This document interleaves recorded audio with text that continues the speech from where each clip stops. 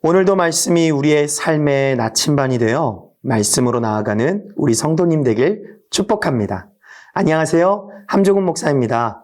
오늘 우리가 함께 읽을 말씀은 요한복음 9장입니다.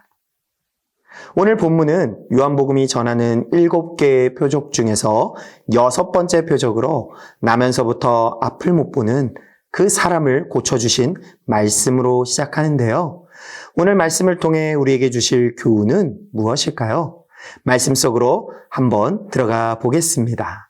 다 함께 말씀 만나! 제9장. 예수께서 길을 가실 때에 날 때부터 맹인된 사람을 보신지라. 제자들이 물어 이르되, 라삐여, 이 사람이 맹인으로 난 것이 누구의 죄로 인함이니이까? 자기니이까 그의 부모니이까?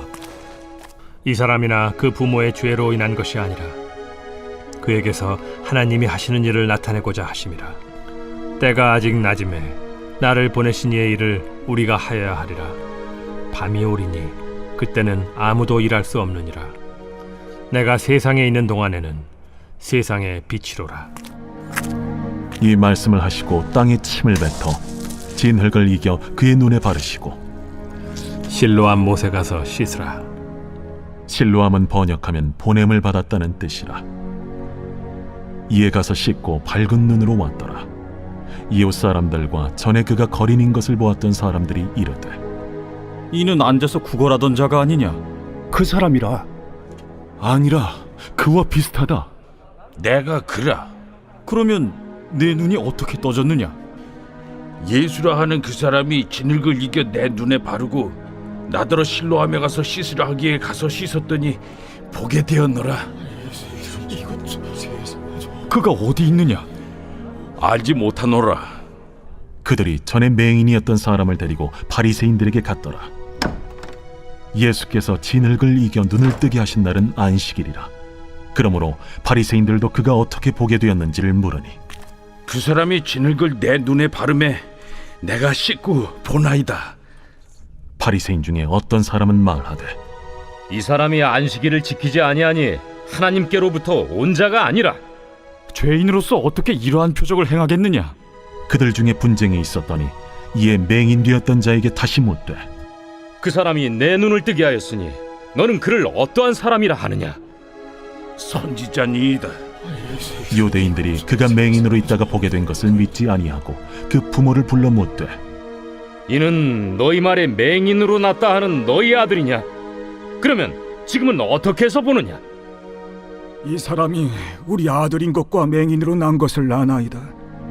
그러나 지금 어떻게 해서 보는지 또는 누가 그 눈을 뜨게 하였는지 우리는 알지 못하나이다. 그에게 물어보소서. 그가 장성하였으니 자기 일을 말하리이다.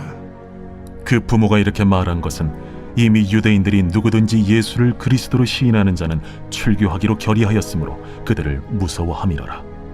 이러므로 그 부모가 말하기를 그가 장성하였으니 그에게 물어보소서 하였더라. 이에 그들이 맹인이었던 사람을 두 번째 불러 이르되, 너는 하나님께 영광을 돌리라. 우리는 이 사람이 죄인인 줄 아노라. 그가 죄인인지 내가 알지 못하나 한 가지 아는 것은 내가 맹인으로 있다가 지금 보는 그것이니이다. 그 사람이 내게 무엇을 하였느냐? 어떻게 내 눈을 뜨게 하였느냐? 내가 이미 일렀어도 듣지 아니하고 어찌하여 다시 듣고자 하나이까? 당신들도 그의 제자가 되려 하나이까? 그들이 욕하여 이르되, 너는 그의 제자이나 우리는 모세의 제자라. 하나님이 모세에게는 말씀하신 줄을 우리가 알거니와 이 사람은 어디서 왔는지 알지 못하노라. 이상하다. 이 사람이 내 눈을 뜨게 하였으되 당신들은 그가 어디서 왔는지 알지 못하는도다.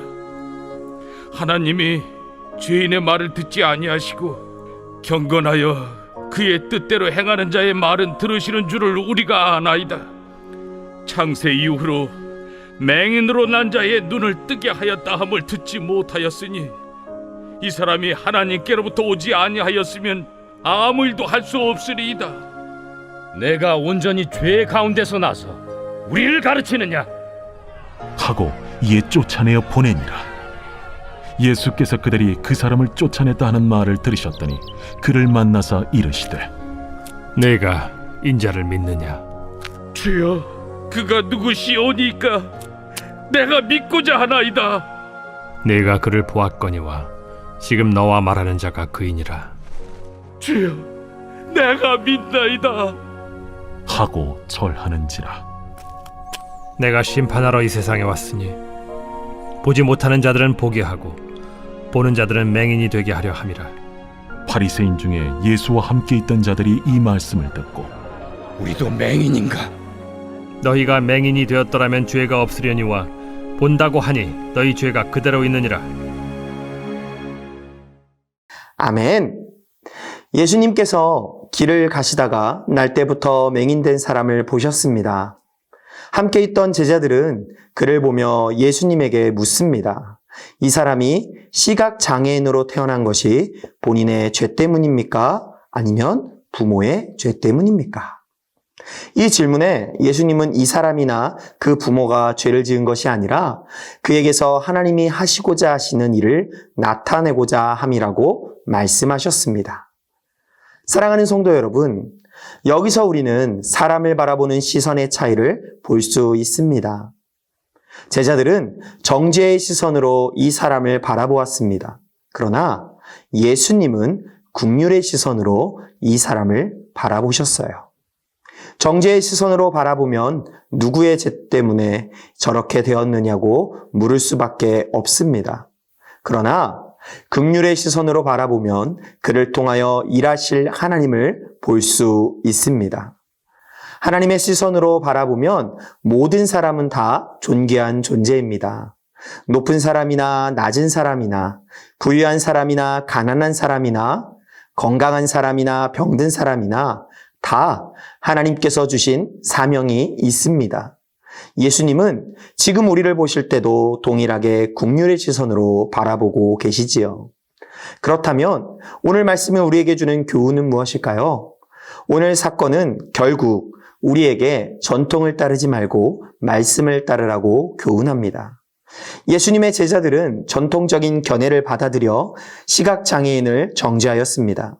당신은 누군가 맹인으로 태어나면 그 사람이나 부모의 죄 때문이라고 생각하는 것이 일반적인 전통이었어요. 제자들은 그런 전통에 따라 이 사람을 정죄한 것입니다. 그러나 예수님은 장애도 하나님의 일을 위한 도구로 쓰일 수 있다고 말씀하셨습니다. 예수님은 전통이 아니라 하나님의 뜻을 따르셨던 것이지요. 이 사건은 우리에게 전통을 따를 것인가 아니면 성경을 따를 것인가 반문합니다. 가만히 생각해 보면 오늘 우리도 전통을 따를 때가 참 많습니다. 한국교회의 만연한 전통을 마치 하나님의 뜻이라고도 되는 양 생각할 때가 많습니다. 물론 전통은 나름대로 가치가 있는 것이지요. 그러나 잘못된 전통도 얼마든지 있습니다. 그러므로 우리는 전통과 성경을 구분할 줄 알아야 합니다. 내가 알고 있는 생각이 전통인 것인지 아니면 성경적인 것인지 잘 분별할 줄 알아야 합니다. 그래서 끊임없이 하나님의 말씀인 성경에 우리의 전통을 비추어 보는 작업을 해야 합니다. 그래야 전통적인 사람이 아니라 성경적인 사람이 될 수 있는 것이지요. 바라기는 저와 여러분 모두가 전통에 매인 사람이 아니라 하나님의 말씀에 사로잡힌 사람들이 될 수 있기를 주님의 이름으로 소망합니다. 그럼 여기서 인사합니다. 내일도 만나!